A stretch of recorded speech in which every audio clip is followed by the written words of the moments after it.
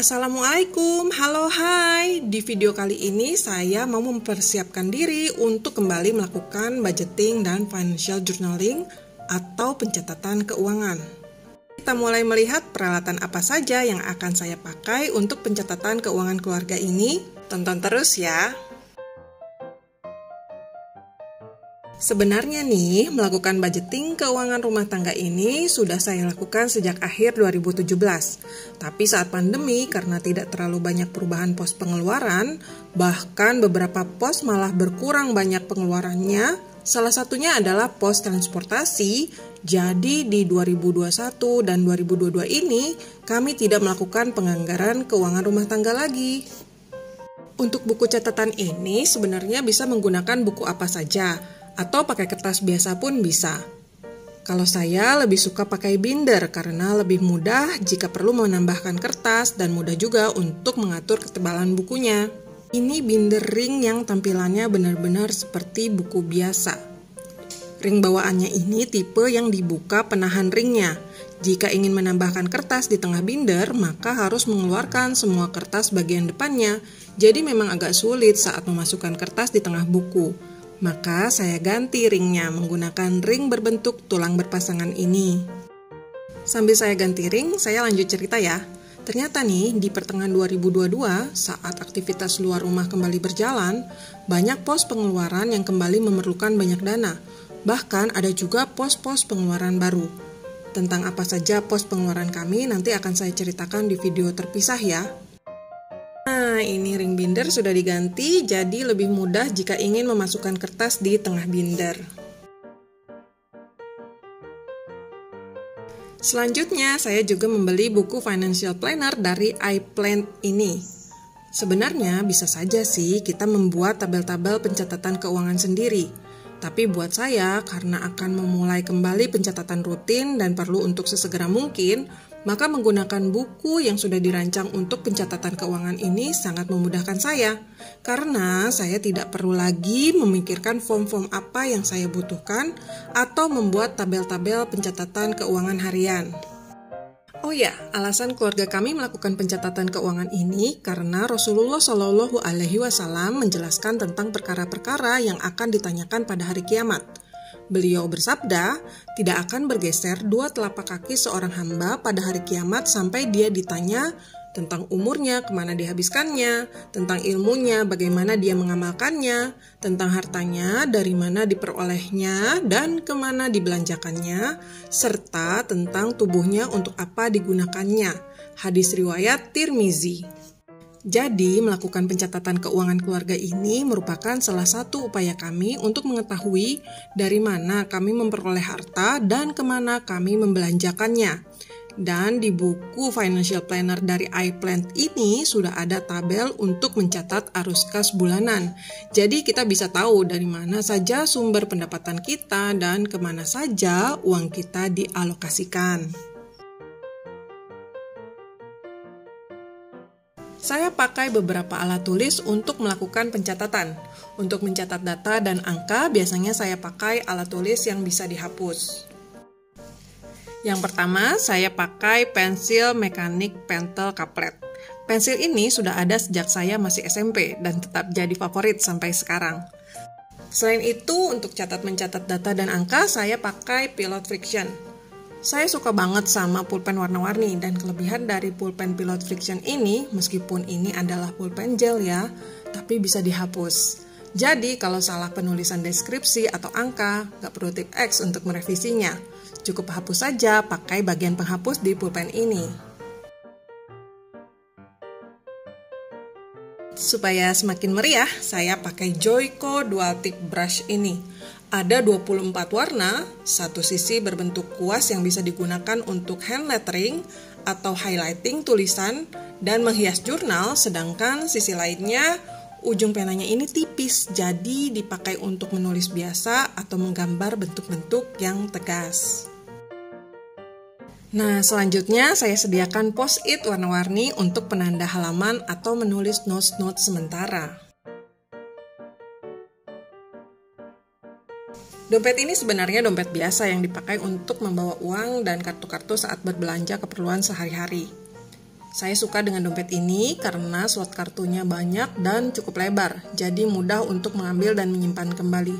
Karena biasanya kalau susah memasukkan kartu ke dompet itu, biasanya setelah transaksi atau ke ATM, saya suka asal taruh kartu ATM di dalam tas dan akhirnya malah keselip atau lupa di mana menaruhnya. Dengan dompet ini, alhamdulillah, ambil dan taruh kartu jadi mudah dan mengurangi resiko menaruh ATM sembarangan. Selain itu, ada beberapa tempat penyimpanan. Slot untuk penyimpanan kertasnya cukup besar dan ada beberapa slot. Jadi bisa untuk penyimpanan uang seperti bon atau struk belanja setelah transaksi.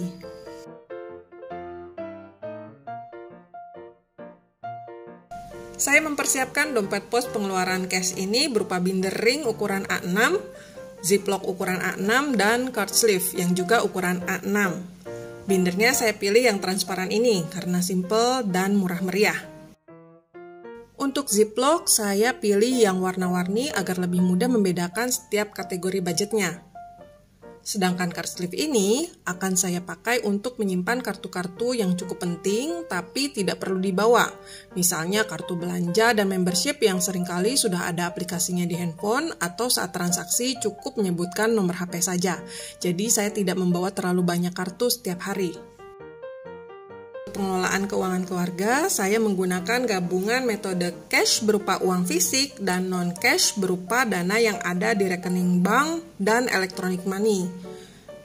Berbeda dengan dompet keperluan harian, dompet pengeluaran cash ini dijadikan sebagai tempat transit budget cash bulanan, sehingga saya tidak membawa seluruh uang setiap hari. Sebenarnya ini mengadaptasi dari sistem amplop ya. Jadi uang-uang dipisahkan berdasarkan kategori pengeluaran tertentu, lalu uang tersebut dipakai ketika sudah saatnya membayarkan keperluan sesuai dengan kategorinya.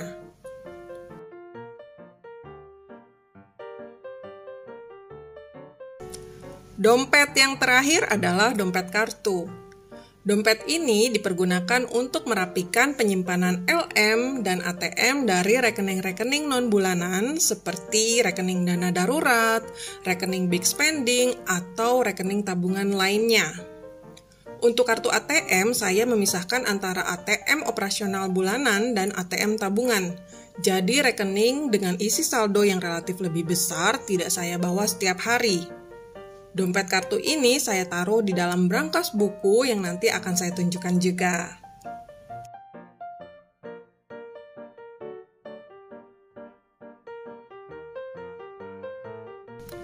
Untuk menunjang budgeting jangka menengah dan jangka panjang, serta untuk membagi-bagi pengeluaran pribadi masing-masing personil keluarga, kami memiliki setidaknya 11 rekening bank untuk keperluan yang berbeda-beda. Saya sendiri setiap hari hanya membawa 3 kartu ATM saja dari 3 rekening yang berbeda, yaitu rekening pengeluaran rutin, rekening pengeluaran non-rutin, dan rekening spending saya pribadi. Tentang pembagian rekening ini akan saya ceritakan di video terpisah ya.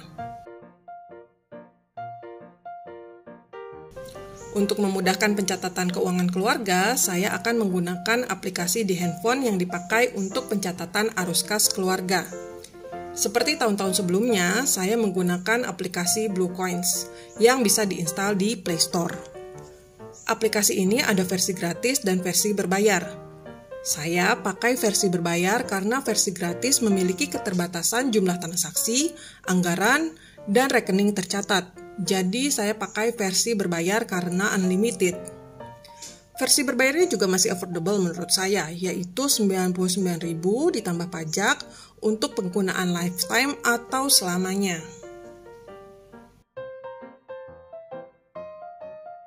Kalkulator yang saya pakai adalah aplikasi di handphone dan nantinya segala kalkulasi akan menggunakan Microsoft Excel atau Google Sheet, jadi saya merasa nggak terlalu perlu untuk membeli kalkulator baru. Tempat penyimpanan unik yang kalau dilihat sekilas seperti buku ya, padahal dalamnya ada kotak penyimpanan dengan penguncian menggunakan passcode. Bentuknya yang unik, mudah disimpan, dan murah meriah ini cocok untuk menyamarkan penyimpanan barang-barang yang kecil tapi berharga di rumah kita.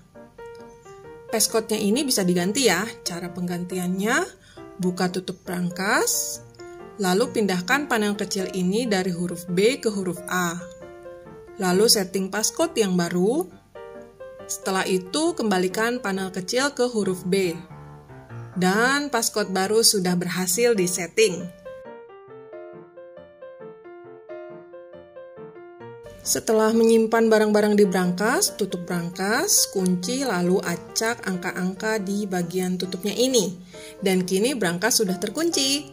Semua barang-barang yang saya mention di video ini, saya tulis juga di description box ya. Untuk tahap selanjutnya, saya akan melakukan pencatatan keuangan pada bulan Agustus 2022 yang nantinya akan menjadi data historis sebagai dasar untuk membuat kategori pendapatan dan pengeluaran, kemudian setting aplikasi keuangan di handphone yaitu aplikasi Bluecoins, serta untuk merencanakan budgeting selanjutnya. Jadi di video selanjutnya saya akan membahas buku Financial Planner dari iPlan sekaligus persiapan saya untuk financial journaling atau pencatatan keuangan di bulan Agustus 2022 ini. Terima kasih sudah menonton, sampai jumpa di video selanjutnya. Wassalamualaikum.